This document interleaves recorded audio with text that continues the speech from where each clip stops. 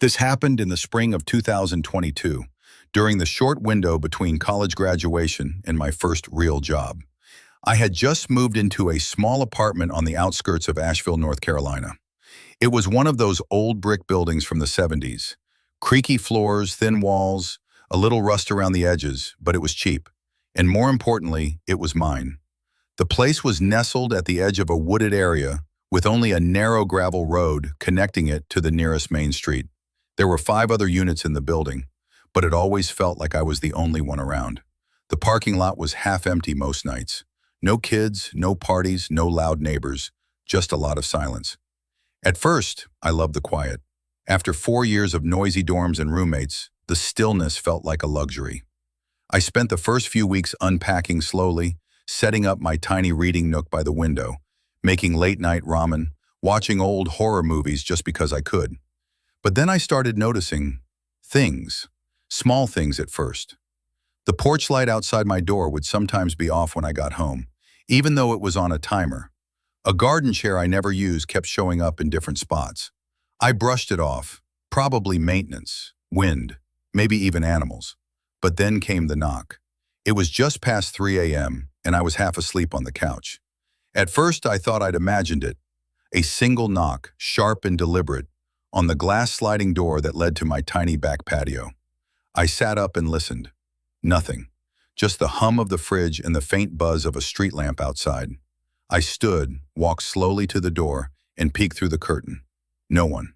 But the chair, the one I never touched, was sitting directly in front of the door, facing it, like someone had been sitting there, watching. I didn't sleep the rest of that night.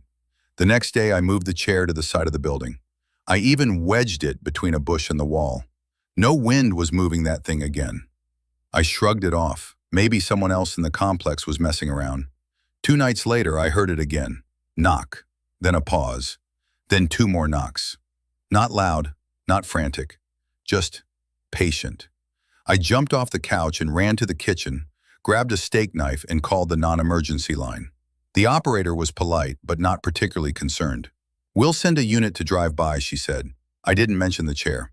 I didn't mention how it was back in front of the door again, facing the glass like some silent sentinel. When the officer arrived 20 minutes later, there was no sign of anyone. He checked the backyard, walked the tree line, said he'd keep an eye out, suggested I install a camera. I nodded like I would, even though I couldn't really afford it. But the chair kept moving. Every few nights, I'd find it back in the same spot, facing the glass, sometimes angled just slightly, like someone had stood up in a hurry. Then one night, I got bold. I stayed up, lights off, phone camera ready, crouched behind the curtain by the door, just waiting. And at 2:48 a.m., he showed up. A man, average height, bulky hoodie, face completely shadowed. He didn't say anything, didn't try to get in. He just sat in the chair, sat there, for nearly 20 minutes. He didn't smoke, didn't fidget, didn't even shift his weight. He just stared. I couldn't see his face, but I knew he was looking through the glass, straight at me. I recorded all of it, every second. When he finally stood up and walked off into the trees, I called the police again and showed them the footage. This time, they took it seriously. A detective even came by to ask a few more questions. I gave a statement. They promised to canvass the area. I didn't ask what they'd find. I didn't want to know. A week later, I broke my lease, moved in with a friend across town until I could figure things out.